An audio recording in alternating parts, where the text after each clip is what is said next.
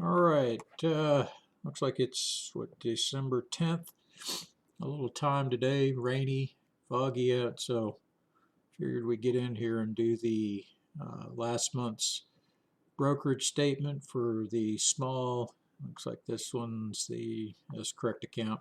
All right, so let's look at what we started with. This is the same thing we do each month, so hopefully people are getting this down.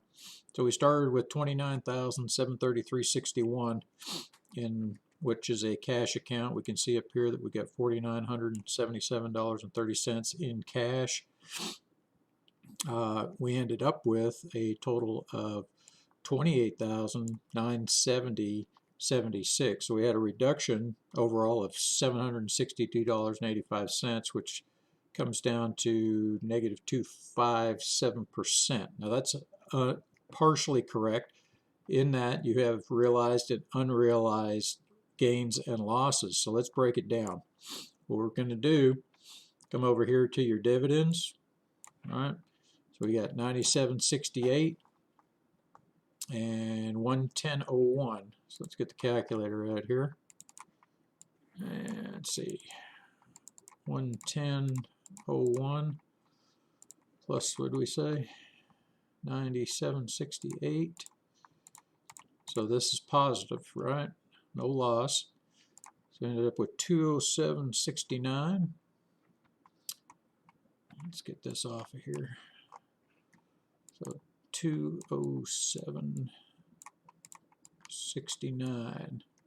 So what percentage of our starting value is this number?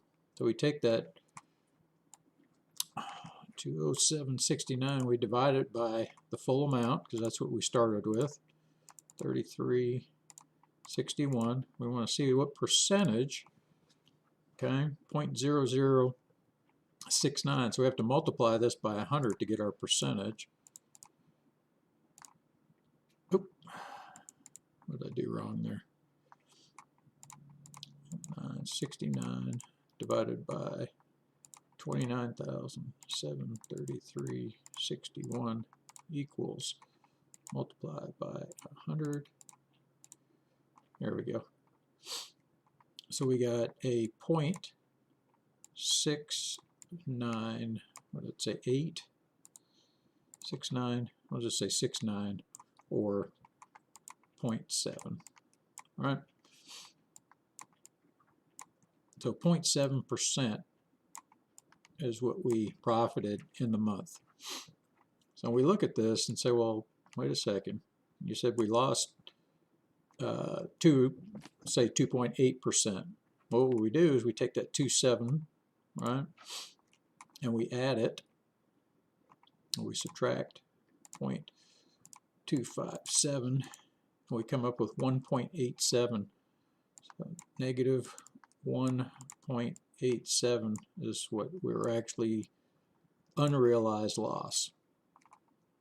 So don't get the two confused. You still made money, which meant 0.7%. So you take this all into account, you add up all your months through the year, and you come up with a percentage at the end of the year. So if we take that 0.7, just make it easy, 0.7, multiply that by 12, portfolio is making 8.4% per month, regardless of what happens with unrealized gains and losses. Don't get the two confused. People, well, you actually lost that money. No, you didn't. If you wanted to sell, close your portfolio right now, you'd take that loss plus whatever else you had in there at a loss. But the overall account, most people don't understand what's actually going on here, but you have to pay attention to this. It's important that you know what you're making per month. 8.4, that's over the S&P average. S&P average is anywhere from 4 to 7, maybe 4 to 8% per year. So you're making 8.4, and this is our worst month so far this year. And we can go back and we'll put it all together in January. We'll have a breakdown of December. We'll go into January and show you how not taking losses will increase your account value faster than you might think. But you can follow me over on, we've used a third party with this same account. It's called Tip Ranks, and just search for Dividend Collection Team. That way you can verify it. Don't just take my word for it. They look like they've got a pretty accurate assessment because it's linked right into the Interactive Broker account. But what you want to keep in mind, this was only opened on November 30th, so it takes about 30 to 40 days from what I gathered off their website to actually get the correct information. But let's just take a look here. You can look, this is 10 or 11 days in. If you look at this red, where is this thing at? Yeah, if we look at this red bar here, that's our actual portfolio versus what's actually going on in the market. Now, I can't say that that's, I think that their numbers are accurate as far as S&P and the Tip Ranks portfolio average and their best performing Tip Ranks performance.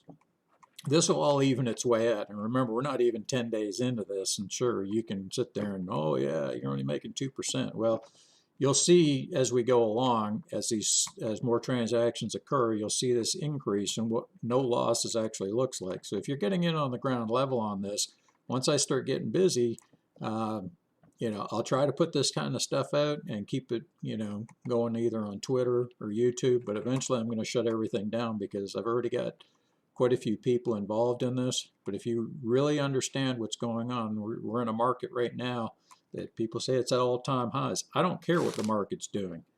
Okay, the system is you follow the rules. If you follow the rules, you keep taking money out and don't lose money.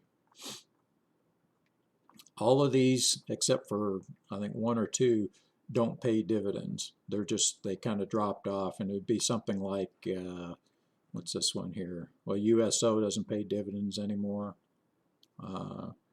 ROYTL, that used to be like an old trust, it doesn't pay dividends anymore. But we don't sell it. Why? Because a lot of these will come back and start paying dividends again. They're companies. They try to make money, but if they're losing money, they have to, what? Slow down on their dividend payments or suspend them. Kind of like, it's a good example, Boeing. You know, they stopped their dividend payments. So if it's a dividend paying company, we're into it. But what I try to concentrate on these little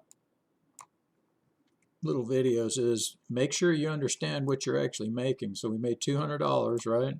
So that's 0.7%, slow month, last month obviously. Overall portfolio that we show online, that's a combination of 3 accounts of 100 and I think we started the year with 130,000. So we hit our 1%, which is $1,300, and that's what we're trying to do. So you use the different time frames to show what you're making. So we can go back and look at all those other accounts. So some of the other accounts perform better, and it just comes down to what particular stocks are in there because we try to stay diversified even between different accounts. The only thing that doesn't change is the CEFs. CEFs, we try anytime that they show up on the scan, it's automatic that they go, you know, we buy those in every account. I manage over 15, might even be 16, I can't remember, but 15, 16 accounts, so they all end up buying into that. So if you've been following along through this week, which is the second week in December, NBB was the CEF. We've seen some movement out of that, but CEFs don't have it. They have a tendency to have lower vega or lower volatility. We use those two terms interchangeably. But that's it for this month. You know, check us out. Follow along if you're interested on how not to lose money and understand what it takes to invest correctly. I'll never tell you what to invest in. I'll give you a list of things that you can look at. You know, if you need help understanding the system, you can go to dividendcollectionteam.com, look at the information. It's free. If you understand the system, then the stock picking, you can do that on your own, or you can follow along with what we do, proprietary stuff. So don't ask me to give it away. I just post the stuff, and like I say, learn how to do it the correct way. Stop losing money. Anyways, that's it for today.